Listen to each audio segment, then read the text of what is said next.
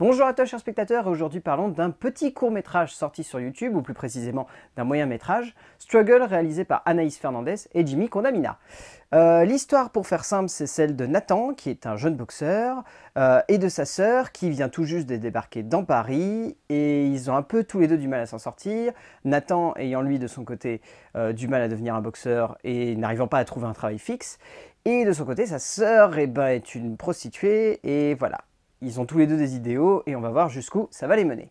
En soi, ce court-métrage n'aurait pas de quoi ressortir de YouTube s'il n'était pas un petit peu différent. En fait, l'intérêt de ce court-métrage, c'est que, au-delà de brasser des thématiques qui sont plutôt convenues et assez classiques dans la production du visuel française, ce qui est intéressant, c'est par le biais du moyen-métrage et surtout par le biais de l'indépendance qu'ils ont sur YouTube, ils ont vraiment réussi, on va dire, à créer un univers où ces personnages ne sont pas ancrés dans un contexte social qui fait trop français dans un sens. C'est-à-dire que la plupart des films sociaux français, ils ont tendance à alourdir un peu trop leur contexte en y incluant un peu trop d'autorisme et de facilité.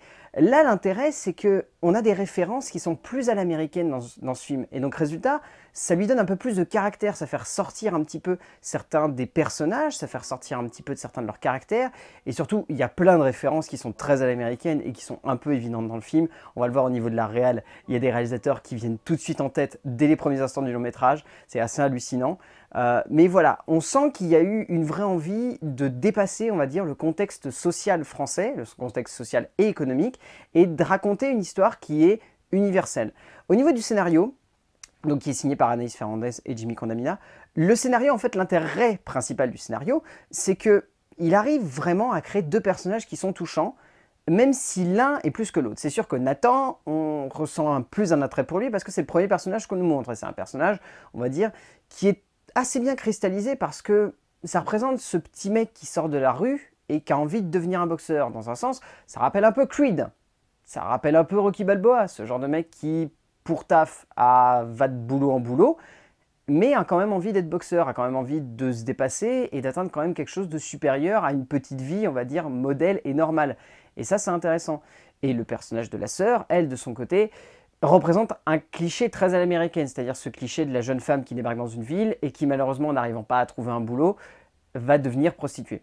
Ce qui est malheureusement quelque chose de triste, mais ça apporte quelque chose de très fort, on va dire, au niveau du contexte social et au niveau du caractère humain de leurs personnages, parce que tout de suite, ces deux personnages, on est attachés à eux. Et c'est intéressant, voilà, qu'il y ait un lien frère-sœur et pas un lien copain-copine.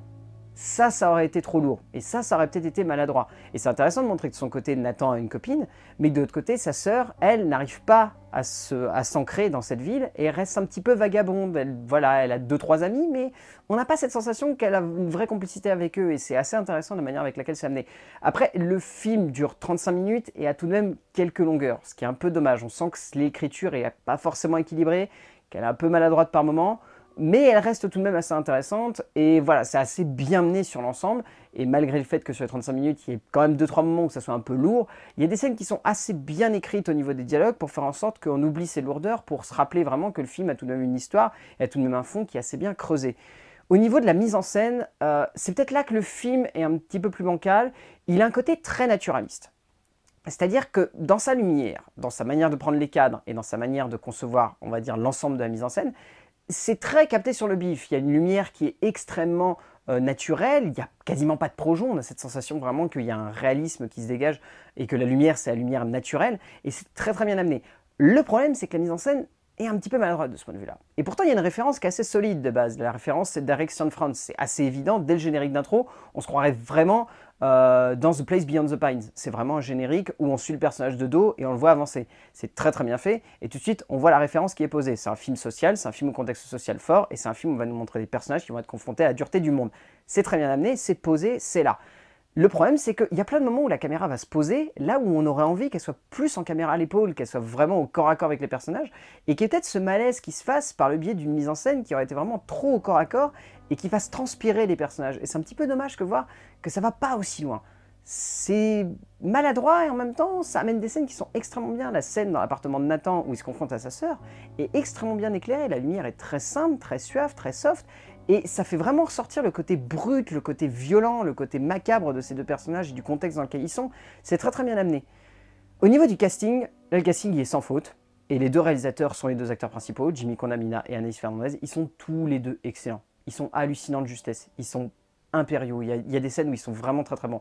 Peut-être 2-3 scènes où Anaïs, on a un peu la sensation qu'elle galère au niveau de certaines émotions qu'elle essaye de faire ressortir.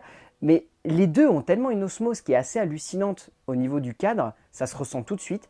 C'est vraiment dingue. Ils ont vraiment quelque chose. Ils ont vraiment un rapport d'intimité qui se crée très facilement et qui arrive à transcender totalement le cadre. C'est dingue, ils arrivent à nous faire oublier qu'il y a une caméra. Et ça veut dire que c'est des très très bons acteurs, tout simplement. Donc voilà, Struggle, c'est donc un court-métrage qui est intéressant, qui est passionnant, qui a beaucoup de maladresse, mais comme tous les courts-métrages indépendants, qui tentent des choses, au moins ça, c'est un gros point fort. Donc voilà, ça arrive tout de même à dépasser son simple statut de court-métrage indépendant sur YouTube. C'est vraiment classe, il y a vraiment de très très bons acteurs en tête, et c'est plutôt bien amené au niveau de l'écriture. Je vous laisserai le lien dans la description de la vidéo pour que vous puissiez aller voir par vous-même. Mais voilà, je vous conseille fortement de voir Struggle de Anaïs Fernandez et Jimmy Condamina. C'est un film qui ne prendra pas beaucoup de votre temps et qui reste intéressant au niveau de ses thématiques et au niveau de la manière avec laquelle il les brasse. A plus!